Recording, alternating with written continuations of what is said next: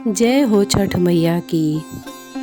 छठ पर्व छठ या षष्ठी पूजा कार्तिक शुक्ल पक्ष के षष्ठी को मनाए जाने वाला हिंदू पर्व है। सूर्य उपासना का यह अनुपम लोक पर्व मुख्य रूप से बिहार, झारखंड, पश्चिम बंगाल, पूर्वी उत्तर प्रदेश और नेपाल के तराई क्षेत्रों में मनाया जाता है। कहा जाता है यह पर्व मैथिल, मगध और भोजपुरी लोगों का सबसे बड़ा पर्व है। ये उनकी संस्कृति है। छठ पर्व बिहार में बड़े धूमधाम से मनाया जाता है। ये एकमात्र ही बिहार या पूरे भारत का ऐसा पर्व है जो वैदिक काल से चला आ रहा है और ये बिहार की संस्कृति बन चुका है। धीरे धीरे यह त्योहार प्रवासी भारतीयों के साथ साथ विश्व भर में प्रचलित हो गया है। छठ पूजा सूर्य, प्रकृति, जल, वायु और उनकी बहन छठी मैया को समर्पित है। पार्वती का छठा रूप भगवान सूर्य की बहन छठी मैया को त्योहार की देवी के रूप में पूजा जाता है। यह चंद्र के छठे दिन काली पूजा के 6 दिन बाद छठ मनाया जाता है। मिथिला में छठ के दौरान मैथिल महिलाएं मिथिला की शुद्ध पारंपरिक संस्कृति को दर्शाने के लिए बिना सिलाई के शुद्ध सूती धोती पहनती हैं। त्योहार के अनुष्ठान कठोर हैं और 4 दिन की अवधि में मनाए जाते हैं। इनमें पवित्र स्नान, उपवास और पीने के पानी से दूर रहना, लंबे समय तक पानी में खड़ा होना और प्रसाद और अर्घ्य देना शामिल है। ये त्योहार मुख्य रूप से महिलाएं करती हैं, हालांकि बड़ी संख्या में पुरुष भी इस उत्सव का भी पालन करते हैं, क्योंकि छठ लिंग विशिष्ट त्योहार नहीं है।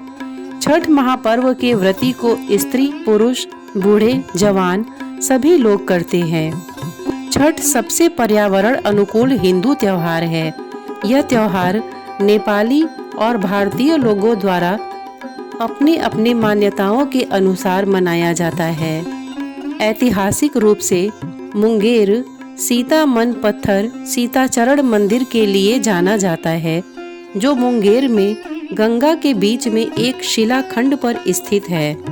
ऐसा माना जाता है कि माता सीता ने मुंगेर में छठ पर्व मनाया था। इसके बाद ही छठ महापर्व की शुरुआत हुई। इसीलिए मुंगेर और बेगूसराय में छठ महापर्व बड़ी धूमधाम से मनाया जाता है। एक कथा के अनुसार प्रथम देवासुर संग्राम में जब असुरों के हाथों देवता हार गए थे, तब देव माता अदिति ने तेजस्वी पुत्र की प्राप्ति के लिए देवारण्य के देव सूर्य मंदिर में रनबे अर्थात छठी मैया अपनी पुत्री की आराधना की थी। तब प्रसन्न होकर छठी मैया ने उन्हें सर्वगुण संपन्न तेजस्वी पुत्र होने का वरदान दिया था। इसके बाद अदिति के पुत्र हुए त्रिदेव रूप आदित्य भगवान, जिन्होंने असुरों पर देवताओं को विजय दिलाई। छठ षष्ठी का अपभ्रंश है।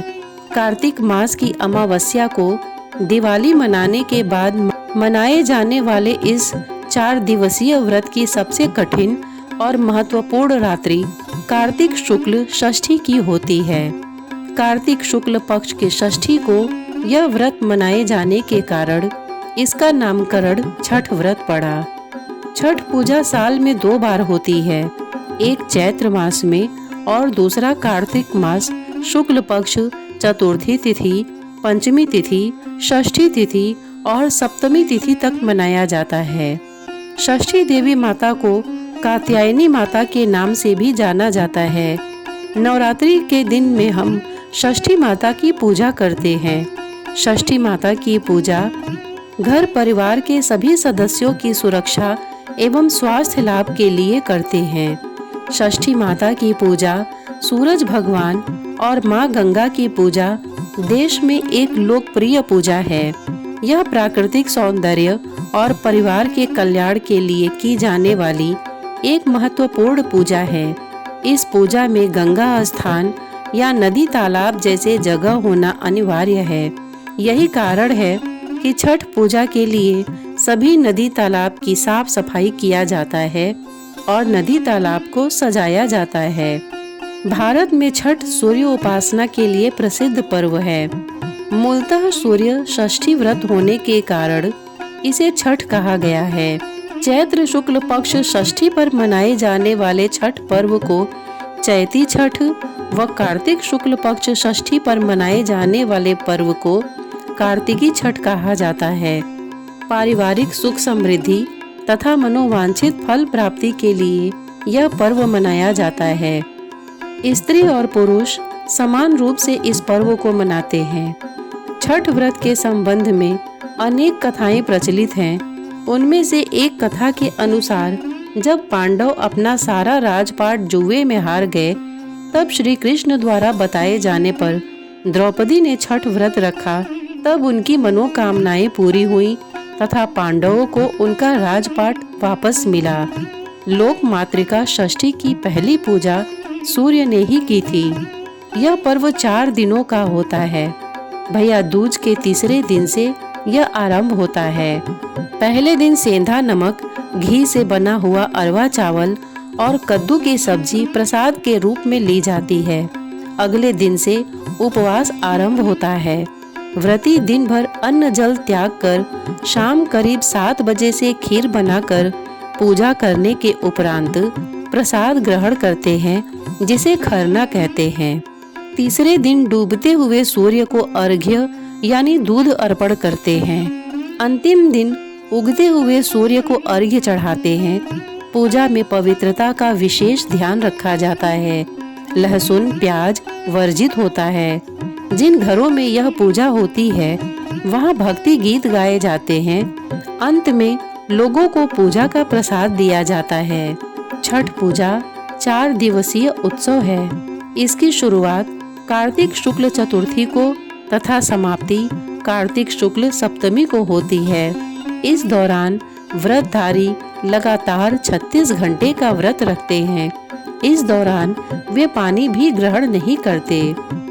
छठ पर्व का पहला दिन, जिसे नहाय खाए के नाम से जाना जाता है, उसकी शुरुआत चैत्र या कार्तिक महीने के चतुर्थी कार्तिक शुक्ल चतुर्थी से होता है। सबसे पहले घर की सफाई कर उसे पवित्र किया जाता है। उसके बाद व्रती अपने नजदीक में स्थित गंगा नदी, गंगा की सहायक नदी या तालाब में जाकर स्नान करते हैं। व्रती इसी दिन नाखून वगैरह को अच्छी तरह काटकर स्वच्छ जल से अच्छी तरह बालों को धोते हुए स्नान करते हैं। लौटते समय वे अपने साथ गंगा जल लेकर आते हैं, जिसका उपयोग वे खाना बनाने में करते हैं। वे अपने घर के आसपास को साफ सुथरा रखते हैं। व्रती इस दिन सिर्फ एक बार ही खाना खाते हैं। खाना में व्रती कद्दू की सब्जी, मूंग, चना दाल, चावल का उपयोग करते हैं। तली हुई पूरियां, पराठे, सब्जियां आदि वर्जित हैं। यह खाना कांसे या मिट्टी के बर्तन में पकाया जाता है। खाना पकाने के लिए आम की लकड़ी और मिट्टी के चूल्हे का इस्तेमाल किया जाता है। जब खाना बन जाता है तो सर्वप्रथम व्रती खाना खाते हैं, उसके बाद ही परिवार के अन्य सदस्य खाना खाते हैं। छठ पर्व का दूसरा दिन, जिसे खरना या लोहंडा के नाम से जाना जाता है, चैत्र या कार्तिक महीने के पंचमी को मनाया जाता है। इस दिन व्रती पूरे दिन उपवास रखते हैं। इस दिन व्रती अन्न तो दूर की बात है, सूर्यास्त से पहले पानी की एक बूंद तक ग्रहण नहीं करते हैं। शाम को चावल, गुड़ और गन्ने के रस का प्रयोग कर खीर बनाया जाता है। खाना बनाने में नमक और चीनी का प्रयोग नहीं किया जाता है। इन्हीं 2 चीजों को पुनः सूर्य देव को नैवेद्य देकर उसी घर में एकांत करते हैं, अर्थात एकांत रहकर उसे ग्रहण करते हैं। परिवार के सभी सदस्य उस घर से बाहर चले जाते हैं ताकि कोई शोर न हो सके। एकांत से खाते समय व्रती हेतु किसी तरह की आवाज सुनना पर्व के नियमों के विरुद्ध है। पुनः व्रती खाकर अपने सभी परिवारजनों एवं मित्रों रिश्तेदारों को वही खीर रोटी का प्रसाद खिलाते हैं। इस संपूर्ण प्रक्रिया को खरना कहते हैं। चावल का पिट्ठा व घी लगी रोटी भी प्रसाद के रूप में वितरित की जाती है। इसके बाद अगले 36 घंटों के लिए व्रती निर्जला व्रत करते हैं। मध्य रात्रि को व्रती छठ पूजा के लिए विशेष प्रसाद ठेकुआ बनाती हैं। छठ पर्व का तीसरा दिन, जिसे संध्या अर्घ के नाम से जाना जाता है, चैत्र या कार्तिक शुक्ल षष्ठी को मनाया जाता है। पूरे दिन सभी लोग मिलकर पूजा की तैयारियां करते हैं। छठ पूजा के लिए विशेष प्रसाद जैसे ठेकुआ, चावल के लड्डू, जिसे कचवनिया भी कहा जाता है, बनाया जाता है।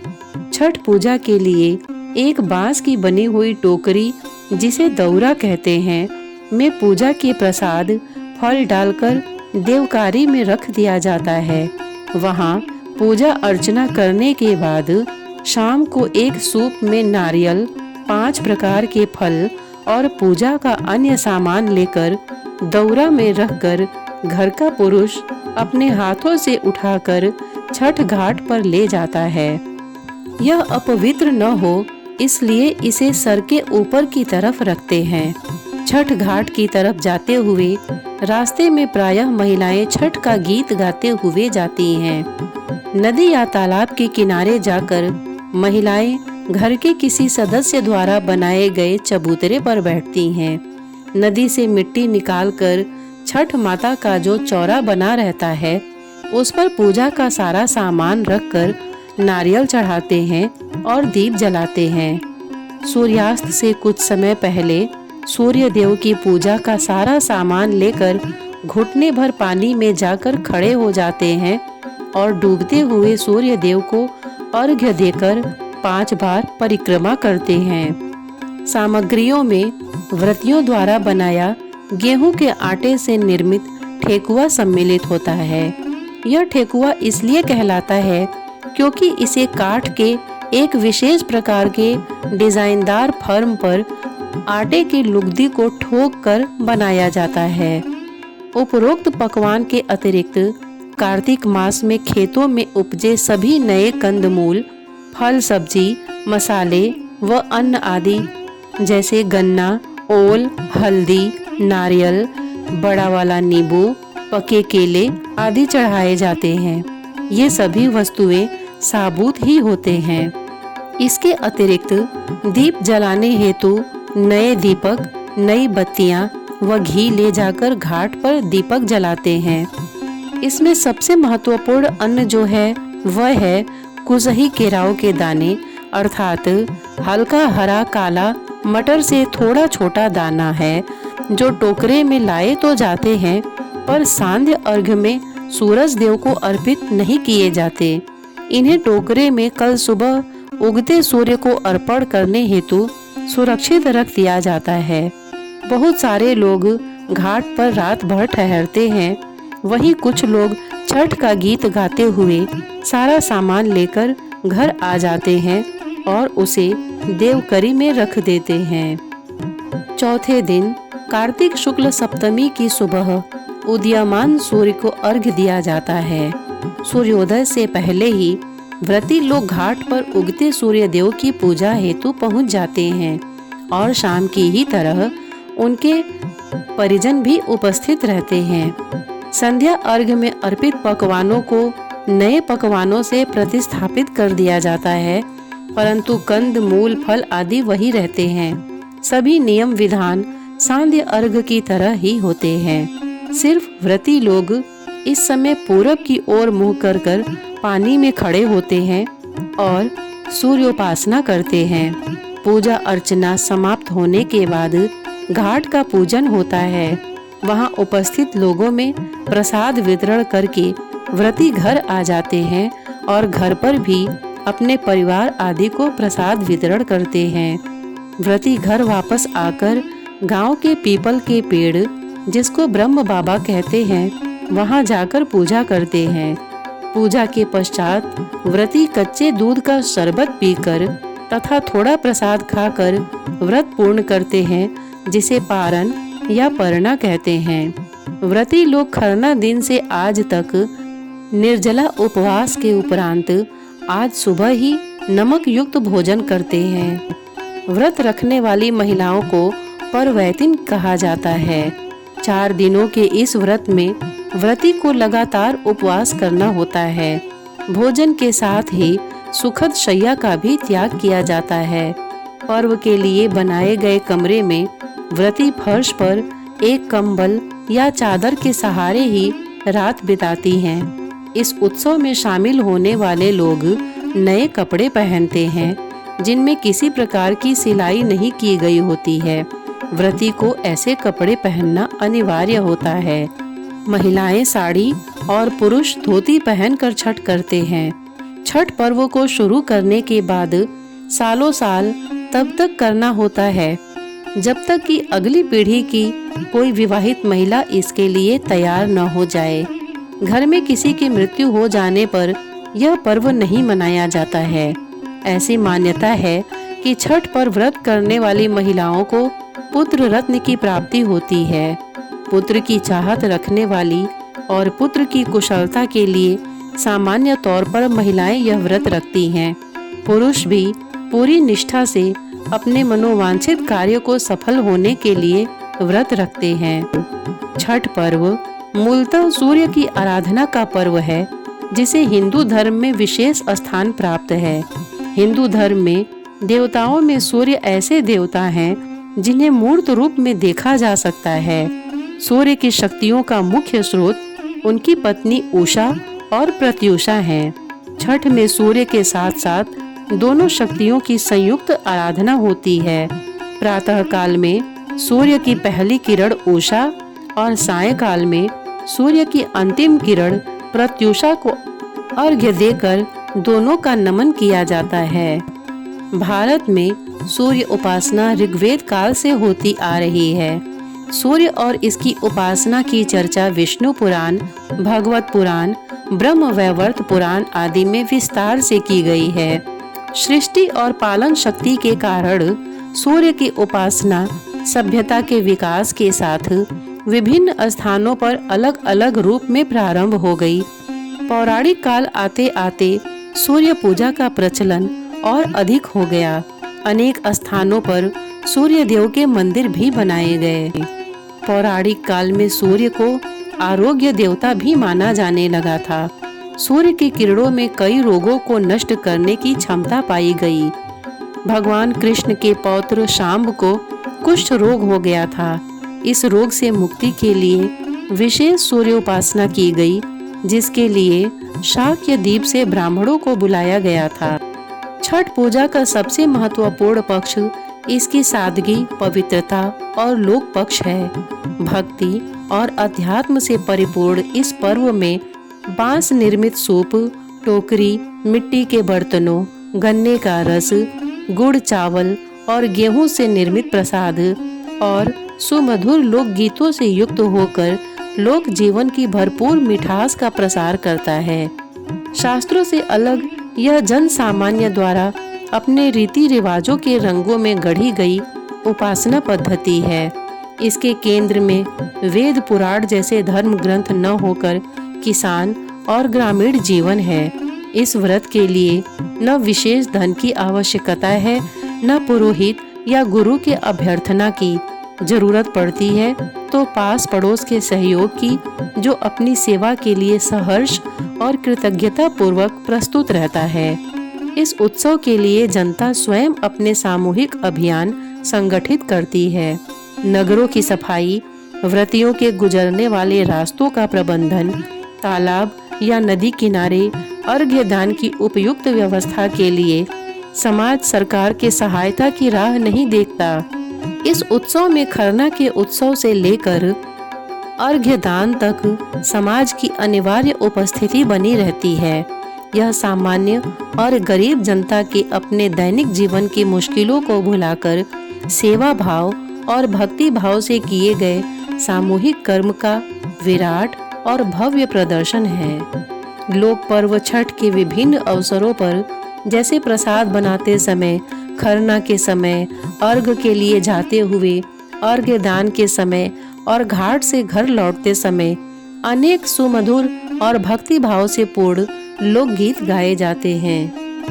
इन गीतों में एक ऐसे तोते का जिक्र है जो केले के एक ऐसे ही गुच्छे के पास मंडरा रहा है। तोते को डराया जाता है कि अगर तुम इस पर चोंच मारोगे तो तुम्हारी शिकायत भगवान सूर्य से कर दी जाएगी, जो तुम्हें नहीं माफ करेंगे। पर फिर भी तोता केले को जूठा कर देता है और सूर्य के कोप का भागी बनता है। पर उसकी भार्या सुगनी अब क्या करे बेचारी, कैसे सहे इस वियोग को। अब तो सूर्यदेव उसकी कोई सहायता नहीं कर सकते। आखिर पूजा की पवित्रता जो नष्ट की है।